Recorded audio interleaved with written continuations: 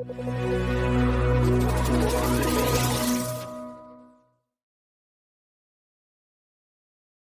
and welcome to the wrap up with Practical Law. My name is Tirali Chillog.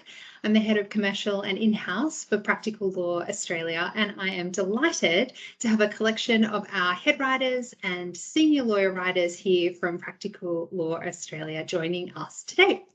So we've come together both so you can meet the team, but also that we can tell you about what we're working on as we close the 2022 yearbook and look ahead into 2023. So our extended team of Practical Law writers are lawyers like you, and we work solely for Practical Law. And this team trawls over 500 resources every single day to make sure that our subscribers are across the very latest in legal development and practice. So our director is Tim Perry, and I wanted to invite Tim to say a few words now. Over to you, Tim. Thanks, Tirali.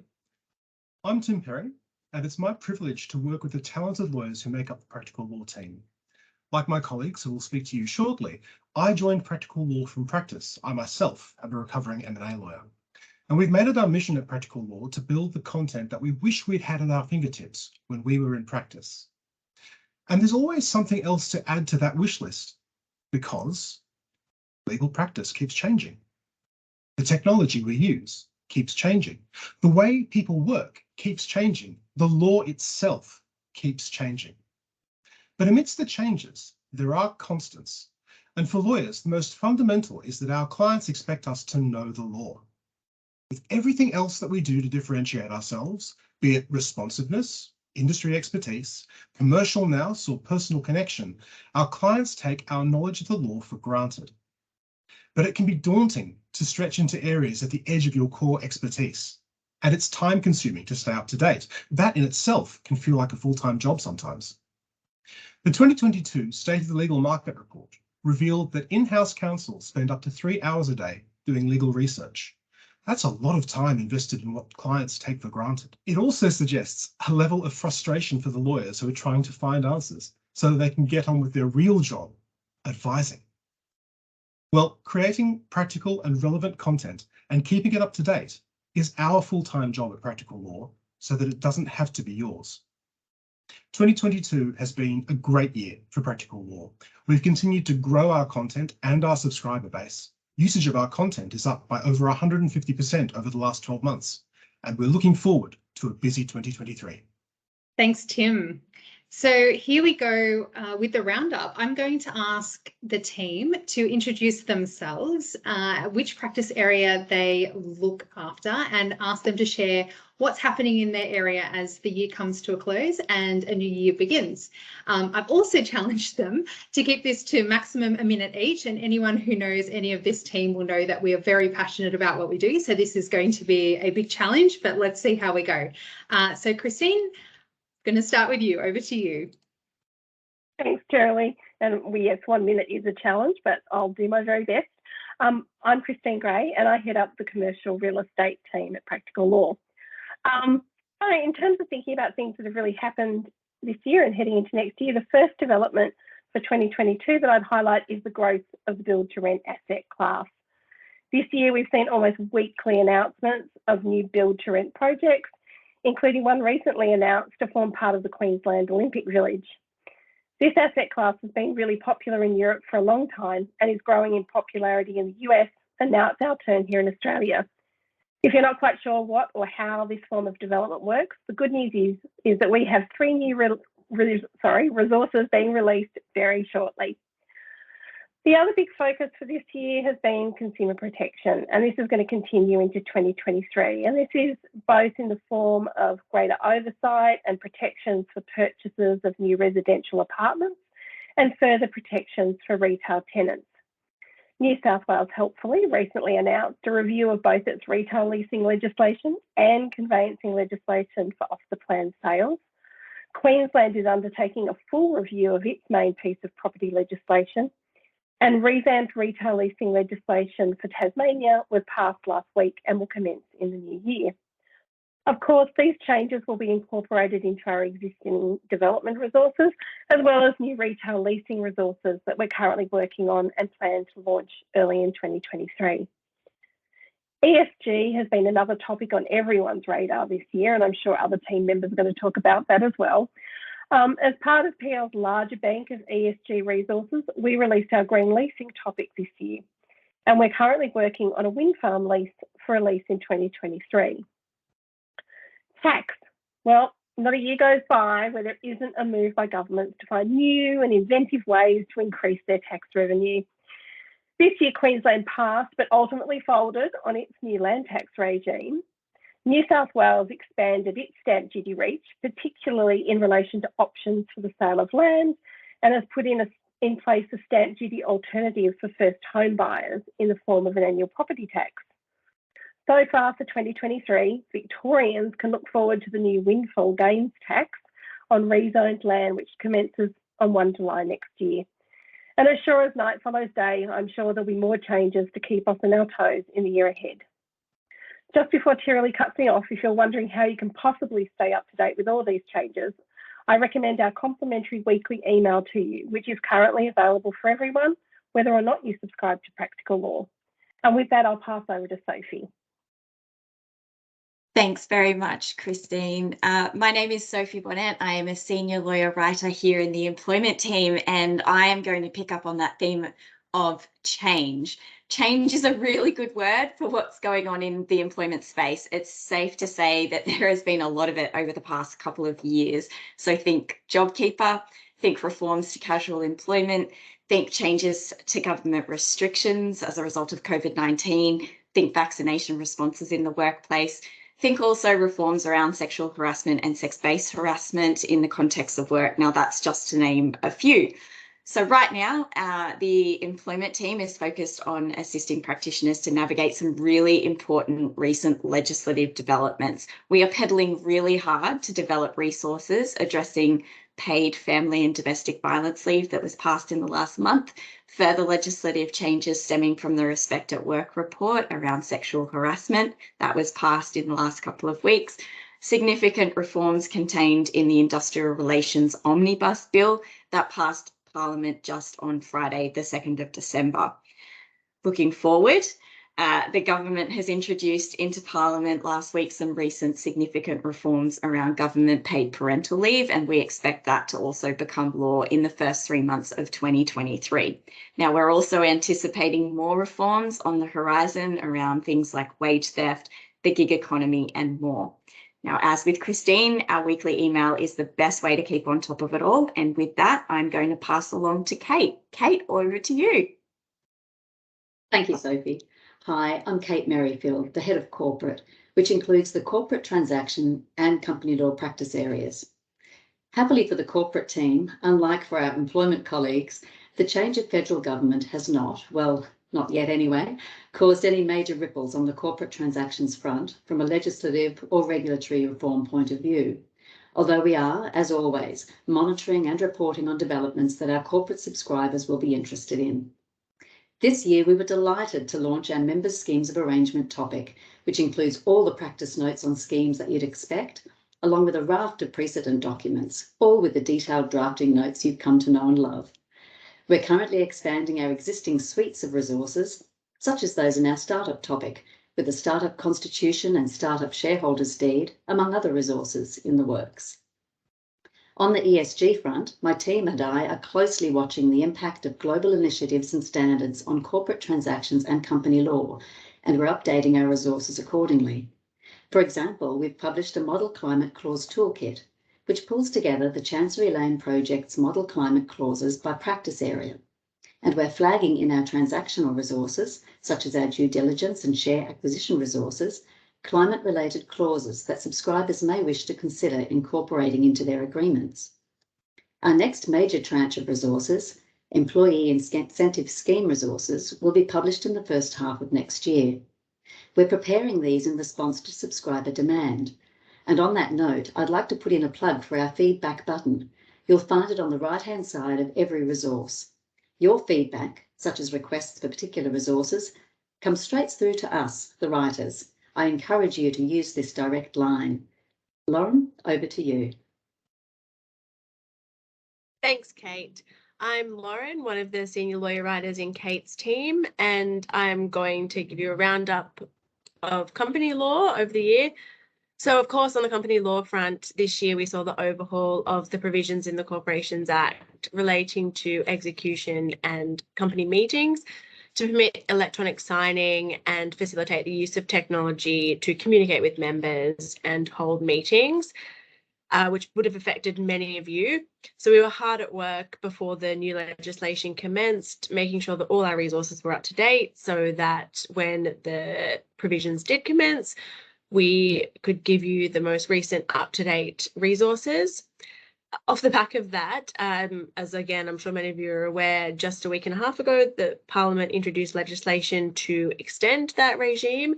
So that will be our job for the beginning of next year in company law. We'll be having a look to see how that affects our resources and updating them. Broadly, the government's just extending those changes to all documents in the Corporations Act to really try and make it technology neutral.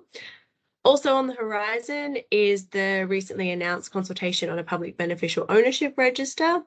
So we'll keep an eye on that, as well as the continued implementation of the director identification number regime. See how many more extensions they give people to apply for director identification numbers.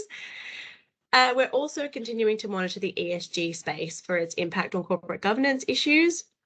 The draft IFRS sustainability disclosure standards are due to be finalised early next year.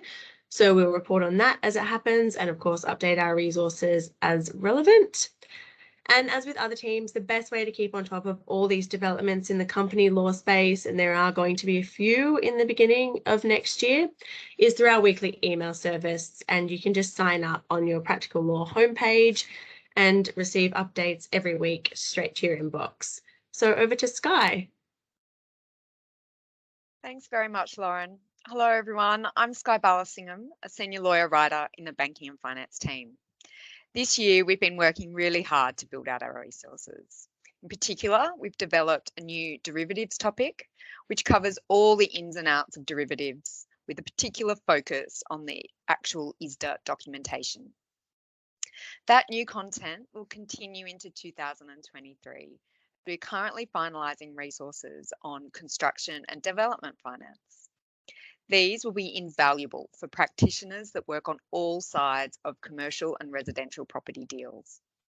We're also releasing a new securitisation topic, so keep an eye out for those resources if you work in that space or just have no idea what securitisation is and need to find out fast. And of course, it would be remiss of me not to mention the work we have done in launching our ESG and sustainable finance module. We're anticipating lots of movement on that front in 2023, and we will keep you all updated on the key issues as they arise when the market is developing. And now we'll hear from Louise to talk about all things in commercial law. Thanks, Guy. Hi, I'm Louise Sinclair, a senior lawyer writer in the commercial team. Our commercial topic covers an expanse of over 50 plus subtopics, from essential contracting through to modern slavery, cybersecurity, IP, advertising and marketing, distribution and logistics, and defamation. Topics like ethical trading and anti-bribery have had a complete refresh and overhaul this year. So front of mind this year has been the overhaul of the unfair contract terms laws in relation to standard form contracts. Many of you will have already commenced reviewing your standard form contracts for these changes. We will continue working in the meantime to update more than 145 documents that mention unfair contracts across practical law to make sure our entire suite of resources relating to unfair contract law is ready and that you're ready for the commencement of the new regime. Moving on to our data protection and privacy topic, and the big news has been those cyber attacks on our shores against both Optus and Medibank. The new federal government has foreshadowed that sweeping privacy law reforms are on the agenda. They've kicked off with legislation amending the Privacy Act, and that's establishing a tough new privacy regime for breaches of the Act. Keeping with the theme, a major review of the Privacy Act will continue into 2024. A new regime for securing Australia's critical infrastructure has commenced, and in other privacy news, New South Wales has become the first state to introduce a mandatory data breach notification regime for the public sector. Subscribers can set an alert on our privacy law reform and cybersecurity law reform legislation trackers to keep up to speed with all the action that's happening at the moment. Over the year, our dedicated team of lawyer writers in the commercial team have been working really hard to develop and expand our commercial content.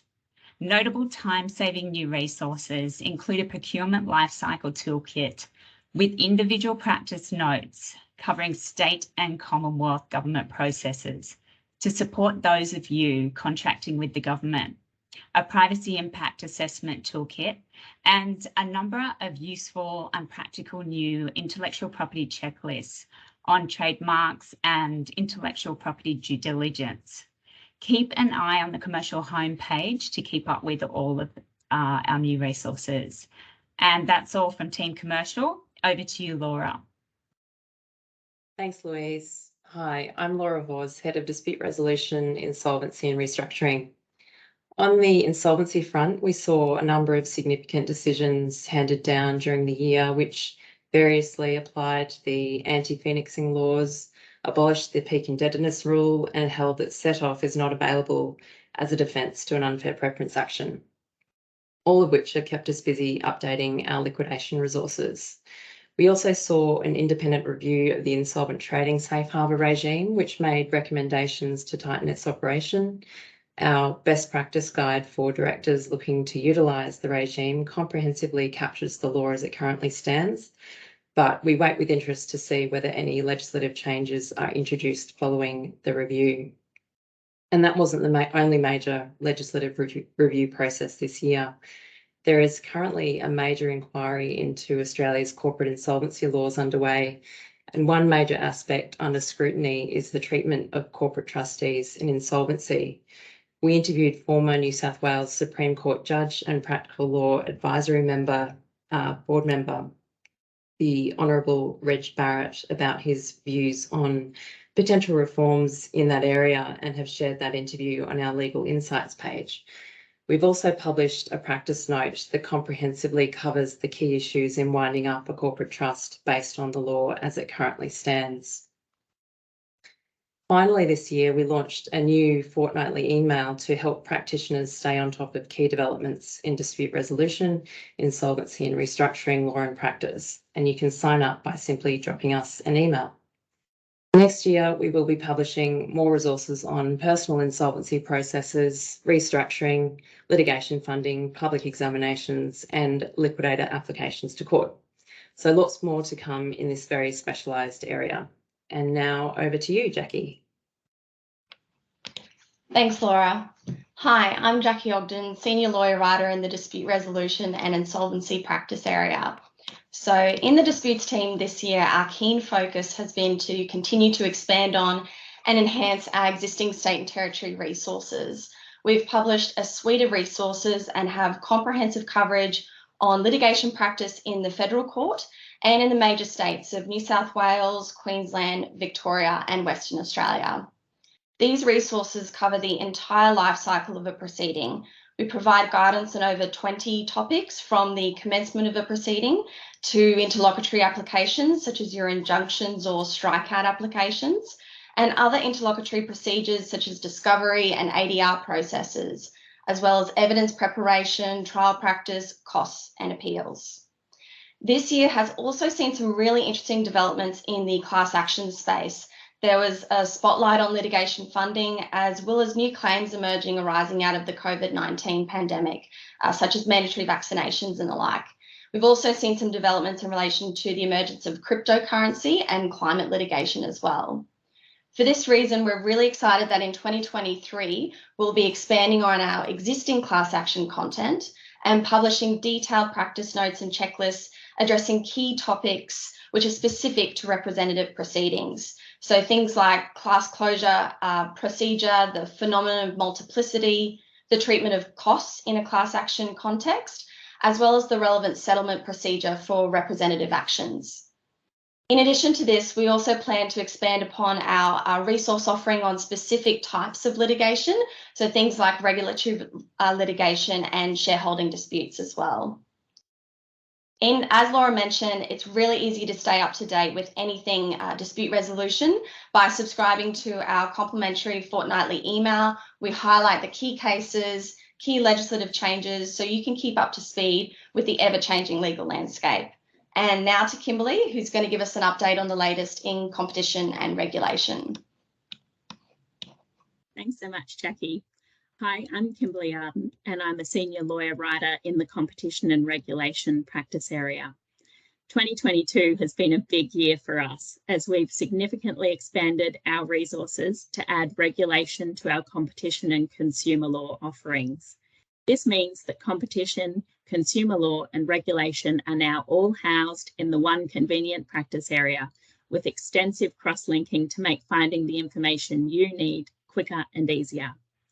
This year, we've worked hard to grow our regulatory offering with the launch of a suite of new resources on the topics of dealing with regulators, financial services regulation, anti-money laundering and counter-terrorism financing, foreign investment, and privacy, which Louise has already spoken about in the commercial practice area. Our new resources focus heavily on practical points and tips for dealing with the ACCC and other regulators, including ASIC and APRA, in the context of voluntary, compulsory, and criminal investigations, making sure you have the resources you need at your fingertips to navigate the regulatory life cycle. The end of 2022 has been busy with the introduction of tough new maximum penalties for breaches across many of the key provisions of the Competition and Consumer Act and the Australian Consumer Law.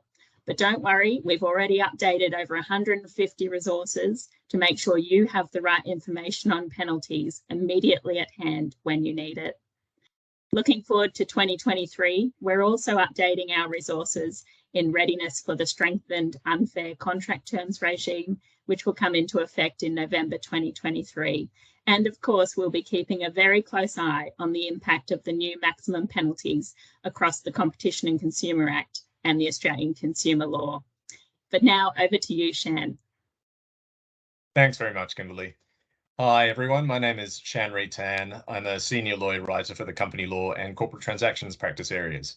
As you've heard Tim mention at the beginning of this wrap up, one of the things we like to say is that we designed the product to be the legal research tool that we all wish we'd had when we started out in practice.